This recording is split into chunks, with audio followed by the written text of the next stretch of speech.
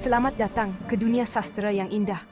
Hari ini, kita akan berkenalan dengan novel Perancis dalam bentuk surat, Les Liaisons Dangereuses, Hubungan Berbahaya. Novel ini, yang ditulis pada separuh kedua abad ke-19, berlaku sebelum Revolusi Perancis dan menceritakan kisahnya melalui surat menyurat.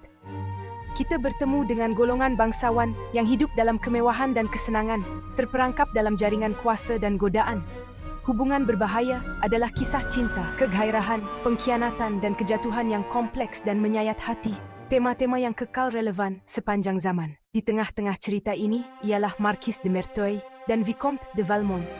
Bekas kekasih, kini mereka menjadi pemain dalam permainan yang berbahaya.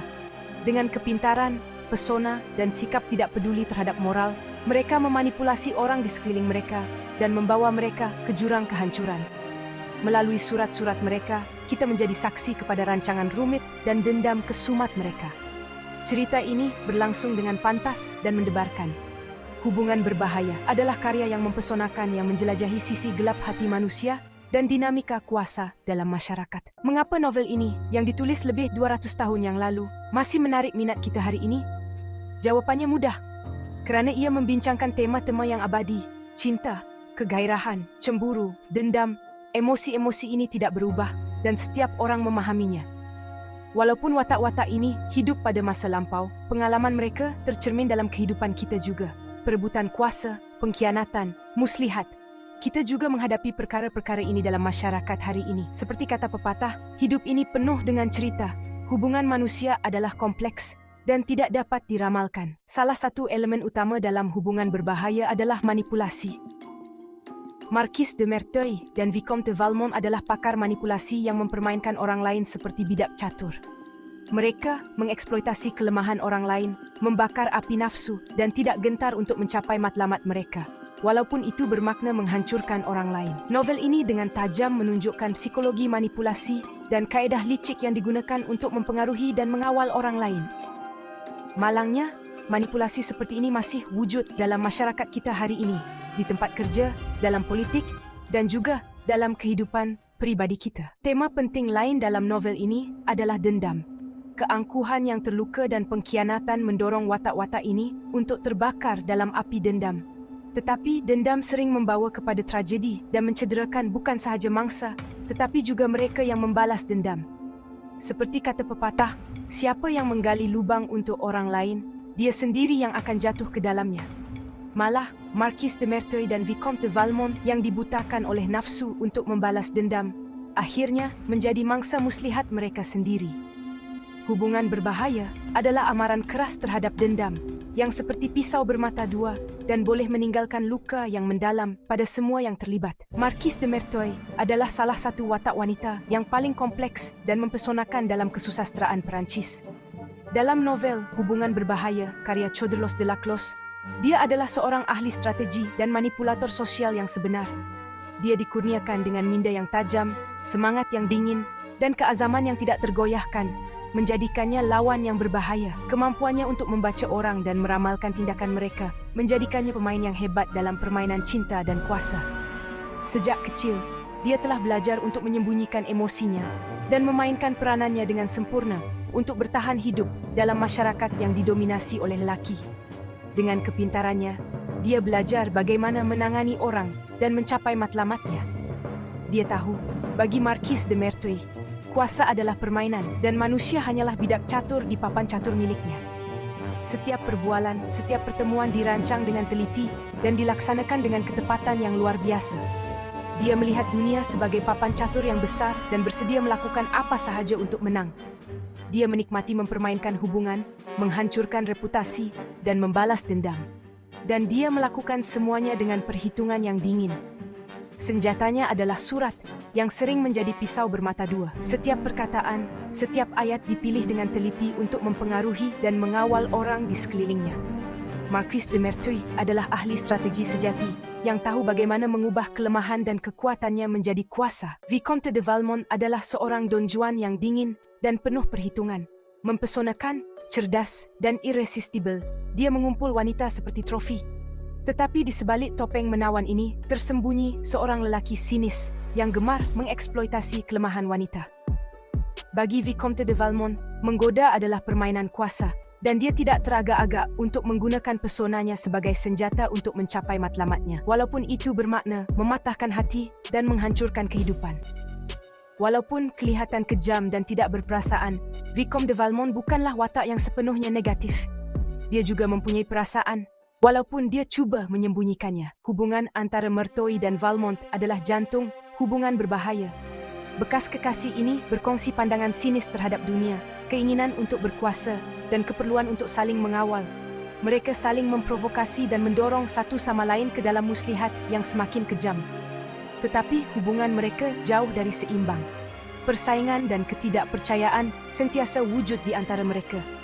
Mereka sentiasa cuba untuk mengatasi satu sama lain, mengeksploitasi kelemahan masing-masing dan membuktikan keunggulan mereka. Perjuangan psikologi mereka yang penuh dengan godaan, pengkhianatan, dan dendam, pasti membawa kepada pengakhiran yang tragis. Hubungan berbahaya, dengan daya tarikannya yang abadi, telah mengilhami banyak filem dan siri TV. Karya-karya ini, yang diinspirasikan oleh novel La Cloche, menawarkan pelbagai interpretasi, membawa cerita ke zaman moden, mengubah watak, atau memfokuskan pada tema-tema tertentu.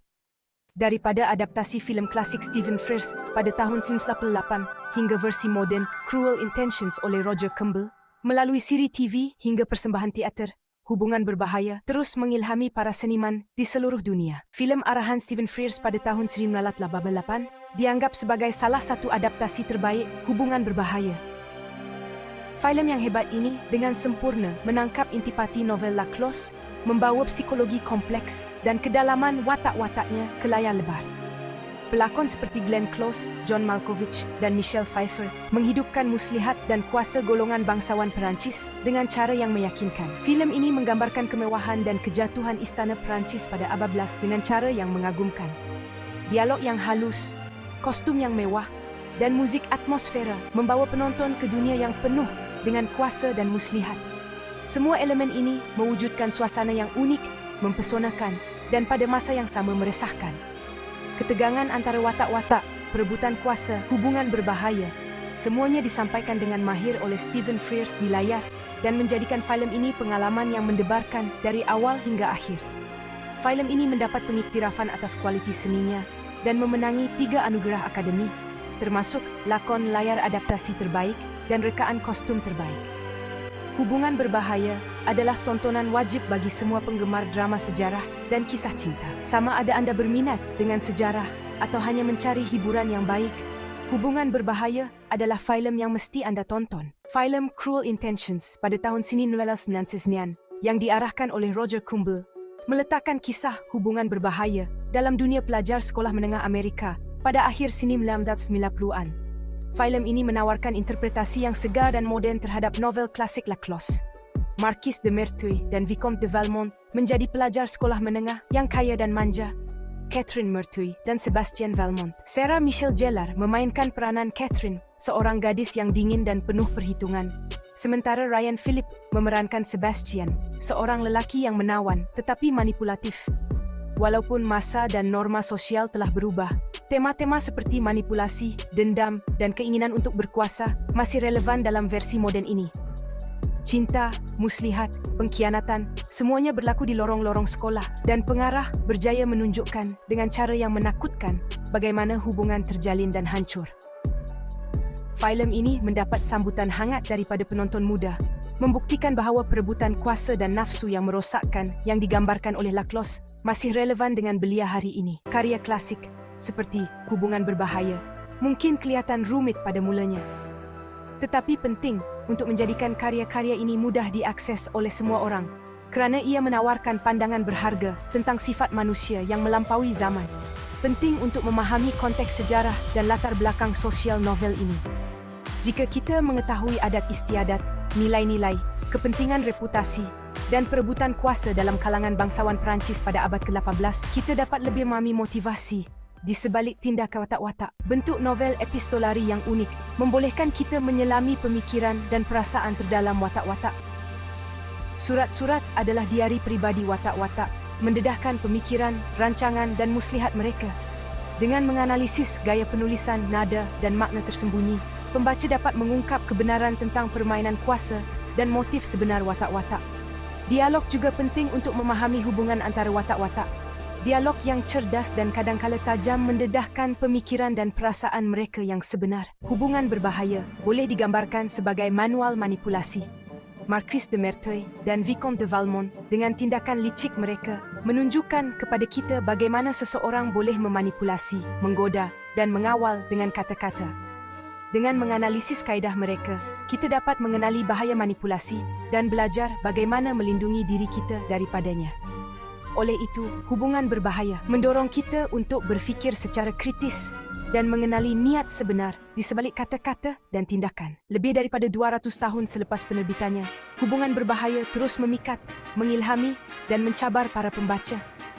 Dengan watak-wataknya yang hidup, plot yang mendebarkan dan tema-tema universal, karya agung kesusastraan Perancis ini telah melampaui zaman. Karya Laclos mengingatkan kita bahawa perebutan kuasa, manipulasi dan nafsu yang merosakkan adalah sebahagian daripada sifat manusia, melampaui masa dan norma sosial.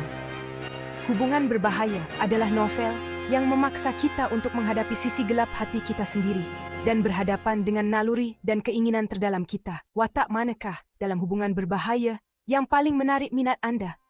Adakah anda terpesona dengan perhitungan dan minda strategik Marquis de Merteuil? Atau mungkin anda tertarik dengan pesona dan sikap tidak berprinsip Vicomte de Valmont? Kami menjemput anda untuk menerokai novel ini dan membentuk pendapat anda sendiri.